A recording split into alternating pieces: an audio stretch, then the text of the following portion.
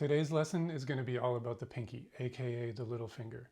The goal is going to be to make your pinky feel as strong and capable as all the other fingers.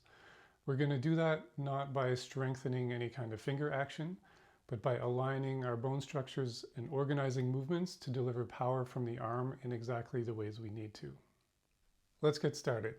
The first thing to say is that the position of the pinky can vary according to the context. There isn't really one optimal position that we need to find. For example, if I'm playing a group of notes that's close together, the pinky is going to be fairly curved, whereas if I had a chord that was more spread out, then the pinky is pretty much straight, or if it's on a black key, it can be even flatter and sometimes even slightly extended backward. So there's a range of positions where the pinky can feel stable and where it can transfer the weight of the arm into the piano. What is constant though is that we need to feel the connection to the pinky on the ulna side of the forearm. The ulna being one of the two bones of the forearm, the one that's found on the pinky side. I have an exercise to help you feel this, which is going to be basically to play a scale with your pinkies alone. But it's going to start by placing fingers 4 and 5 on the key together. So the 4 is going to go ahead, closer to the black keys. That's going to put you in a supinated position, meaning rotated outward. And now we want to feel like we can rest the weight of the forearms on the pinky side of the hand. Now I'm going to add a little bit of forward motion, because if this is going to go anywhere, we don't want it to collapse downward. So you emphasize the feeling of forward over the keys in order to prevent the structure from collapsing.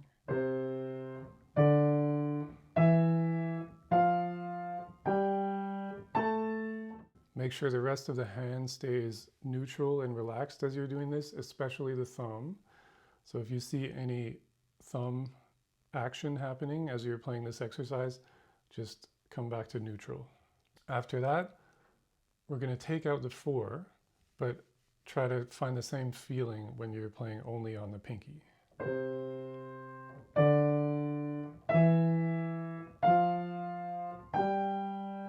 Even though it's only the pinky touching the keys now, it feels supported by the rest of the hand and arm because it's moving just as part of that structure. Once that feels good, you can play the scale with long notes again, and then turn them into quicker attacks, so basically staccato.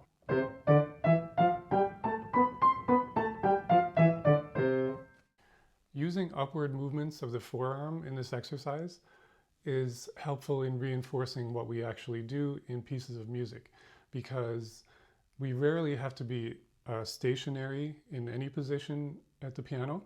We're going to be moving in the context of what's happening in the piece and directing the energy into the keyboard at the moment of attack. So we need to follow through after the attack and integrate what we're doing into larger movements. As I go into some musical examples now, we're going to see some different considerations for the position of the pinky and the movement patterns surrounding it. First example is Schubert's E-flat major Impromptu, but in the middle section in B minor.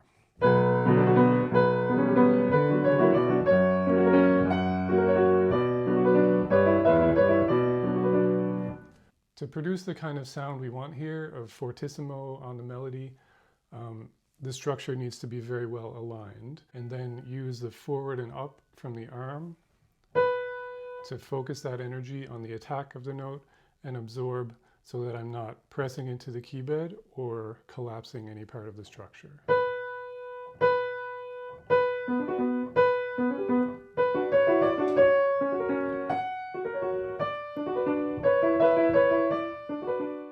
In other parts of this middle section, we have the same thing in a piano dynamic. So we need to make sure the structure is just as precise as it was when we're playing fortissimo. The only difference is that we approach from closer to the key and we slow down the attack a little bit so that there's less sound.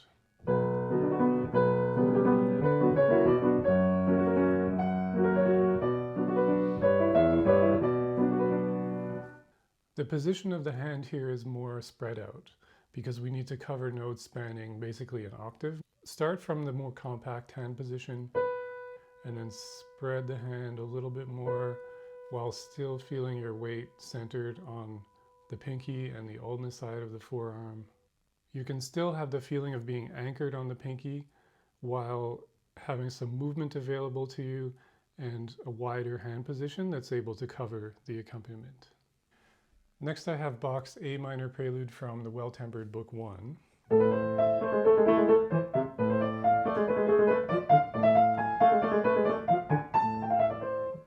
It has a few right hand figures where you've got a pair of notes in sort of a rotation context.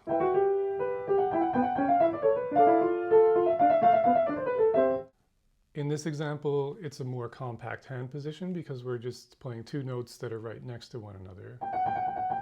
I'd prefer to put 5-3 on this rather than 5-4 because it's easier to rotate between non-adjacent fingers. The position is significantly taller than it was in the Schubert example, meaning I'm higher above the key, and especially because I need to get there from a black key. You need to make sure when you're rotating that you really get from one note to the other. The weight is over on the pinky side of the hand, and I feel it on both the 5 and the 3.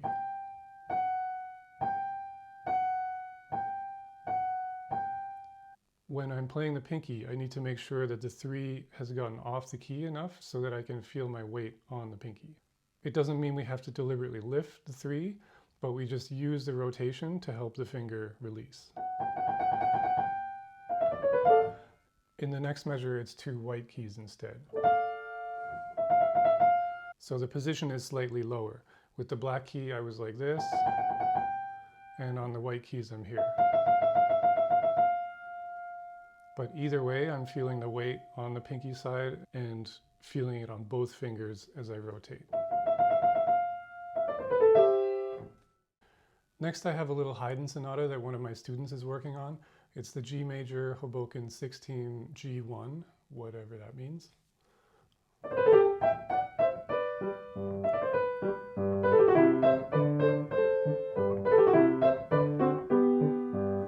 The piece starts with a 5-note group descending, which is quick, and we want it to be even, of course.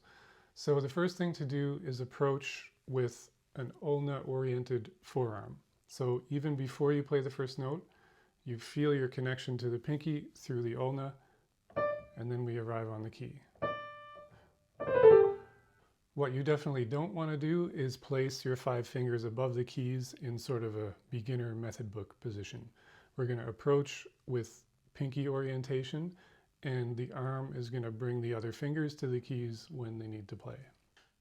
In my system of technique, a scale falls into the category of the wheel. If this were going up and down, it would be under, over. But here we're just doing the over portion of it.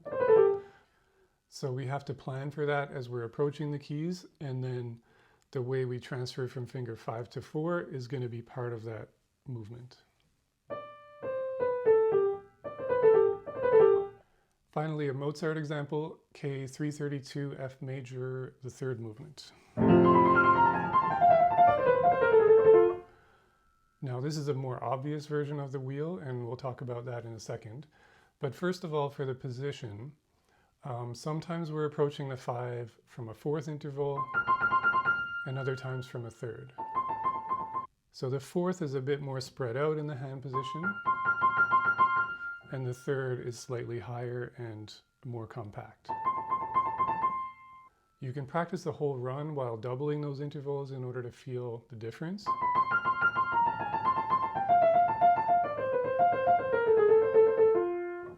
Again, you have to make sure that you clear the keys enough so that you get off the finger 3 and feel your arm connection to the pinky. When you add the wheel movement into it, then you're going to be approaching the pinky through the under portion of the wheel. So you're coming a bit from behind and then over the keys for the rest of the group.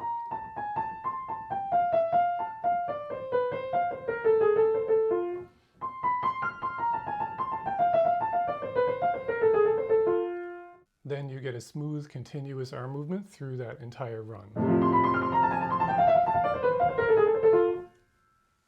That's a lot of information today for one little finger, but hopefully you can take some of these ideas and apply them to the music you're playing. If you've watched the entire video and this kind of technique speaks to you, I do work with pianists individually online, and you can click the link in the video description or on my channel homepage to find out how that works. As always, let me know what you think in the comments below, and thanks for watching.